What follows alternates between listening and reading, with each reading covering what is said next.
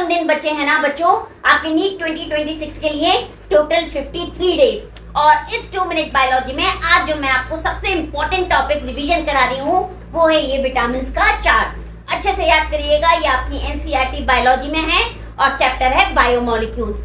इसका या तो एमसीक्यू आएगा या स्टेटमेंट आएगा या ऑड वन आउट क्वेश्चन आ सकता है। सब best of luck. Let's start. Vitamin A, जिसको हम ज़ीरोफ्थैल्मिया डेफिशिएंसी डिजीज या hardening of the cornea of the eye और नाइट ब्लाइंडनेस भी बोलते हैं। देन है विटामिन बी1 जो थायमीन है, जिसमें basically beri disease, loss of appetite और रिटार्डेड ग्रोथ होती है। देन है हमारा विटामिन बी2 जिसको राइबोफ्लेविन बोलते हैं। डेफिशिएंसी डिजीज है बच्चों cheilosis, fissuring at the corner of the mouth and lips. इसमें डाइजेस्टिव डिसऑर्डर होता है बच्चों और बर्निंग सेंसेशन होता है आपकी स्किन में। देन है विटामिन बी6 जिसको पैराडॉक्सिन बोलते हैं और ये कन्वर्जन डेफिशिएंसी डिजीज हमको देती है। देन है विटामिन आपका बी12 जिसको साइनोकोबालामाइन भी बोलते हैं। और बच्चों ये जो डिजीज देती है उसको बोलते हैं पर्नीशियस एनीमिया।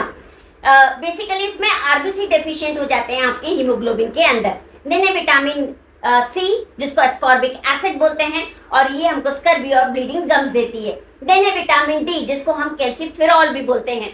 अल्ट्रावायलेट के थ्रू, लाइट के थ्रू आपके स्किन में ये सिंथेसाइज होती है।